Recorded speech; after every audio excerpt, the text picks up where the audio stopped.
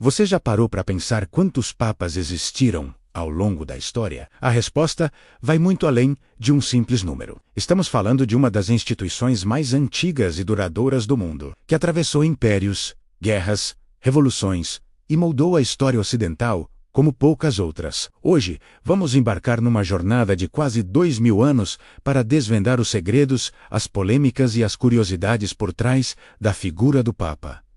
Tudo começa no século I, com uma frase que mudaria o mundo. Jesus de Nazaré, olhando para seu discípulo Simão, diz: Tu és Pedro, e sobre esta pedra edificarei a minha igreja.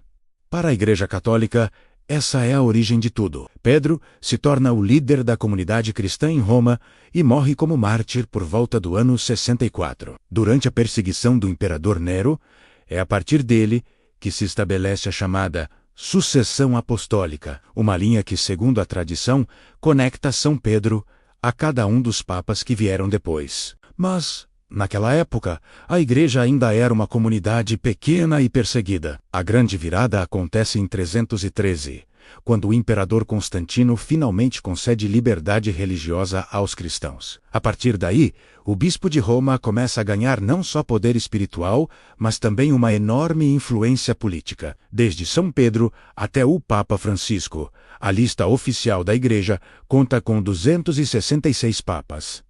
Mas essa sucessão não foi nada tranquila. Nos primeiros séculos, a escolha de um novo papa era, digamos, caótica. O clero e o povo de Roma participavam.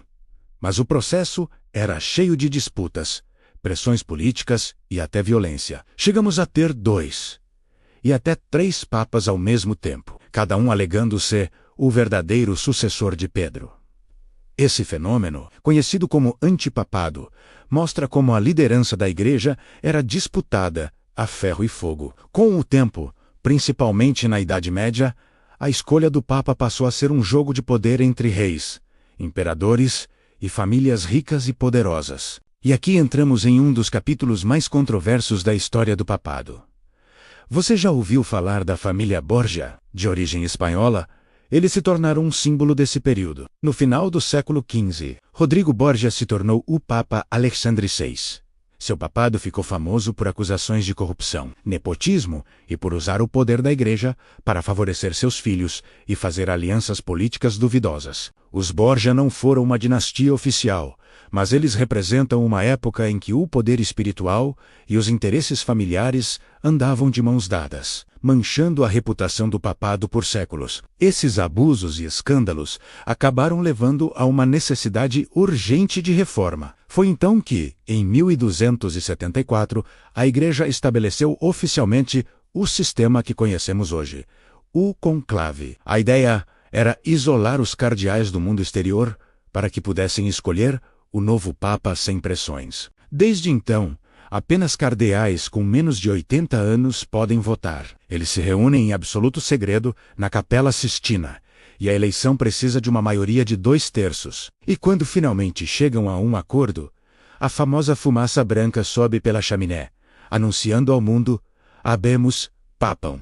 Nós temos um Papa. Ao longo de 2000 anos, tivemos papas de todos os tipos. Alguns ficaram no poder por décadas, outros por apenas alguns dias. O pontificado mais longo da história foi o de Pio IX no século XIX, que governou a Igreja por incríveis 31 anos. Mais perto de nós, tivemos São João Paulo II, que reinou por quase 27 anos. Ele foi um dos papas mais amados e influentes da era moderna. De origem polonesa, ele foi o primeiro papa não italiano em mais de 400 anos. Ficou conhecido por suas viagens pelo mundo, sua incrível conexão com os jovens e seu papel fundamental na queda do comunismo no leste europeu. João Paulo II também quebrou todos os recordes de canonizações, declarando quase 500 novos santos e mais de 1.300 beatos. Para ele, a santidade era um chamado para todos, em todas as culturas e estilos de vida. Mas a história do papado também tem seus heróis e personagens marcantes. Temos Leão que no século V,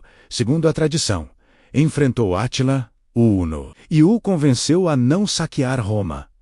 Temos Gregório Magno, que organizou a liturgia e a administração da Igreja de uma forma que ecoa até hoje. Mais recentemente, tivemos João XXIII, o Papa Bom, que chocou o mundo ao convocar o Concílio Vaticano II, abrindo as janelas da Igreja para o diálogo com o mundo moderno. E claro, temos o Papa Francisco, o primeiro Papa vindo da América Latina, da Argentina, com seu foco nos pobres, no cuidado com o meio ambiente e no diálogo entre religiões.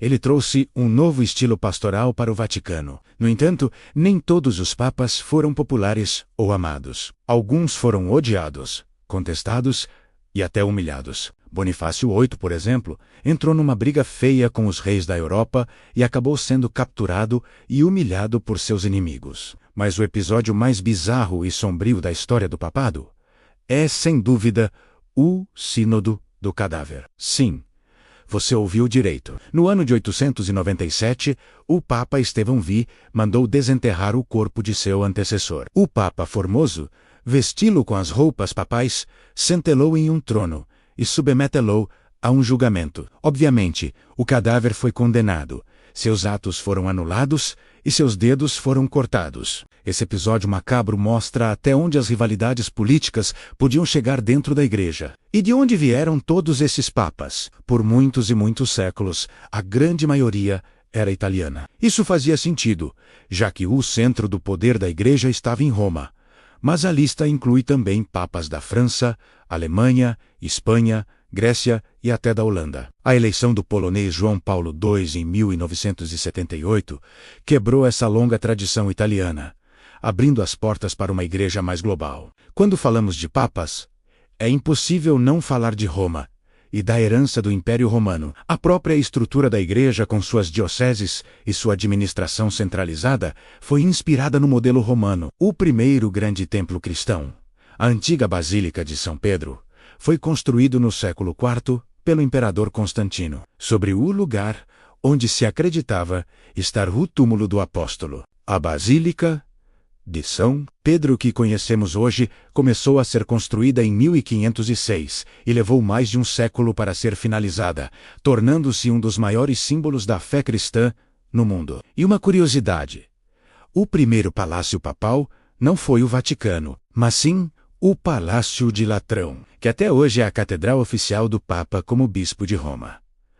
Ao longo do tempo, o papel do Papa mudou drasticamente. Durante a Idade Média, os papas governavam territórios, tinham exércitos e se comportavam como reis. Eles eram chefes de Estado e líderes espirituais ao mesmo tempo. Mas, com o passar dos séculos, eles perderam esse poder temporal, esses territórios e exércitos. Em troca, ganharam uma influência moral e simbólica gigantesca. Hoje, o Papa não comanda impérios, mas sua voz é ouvida por bilhões de pessoas em todo o planeta, católicos e não católicos. Ele é uma figura de diálogo, um líder espiritual que fala sobre paz, justiça e dignidade humana em um cenário global. A história dos papas é, no final das contas, um espelho da própria história da humanidade. É uma saga cheia de fé e pecado, de grandeza e fraqueza, de luz e sombra. Entender essa trajetória não é apenas conhecer a história da Igreja Católica, é compreender uma parte fundamental da história do mundo,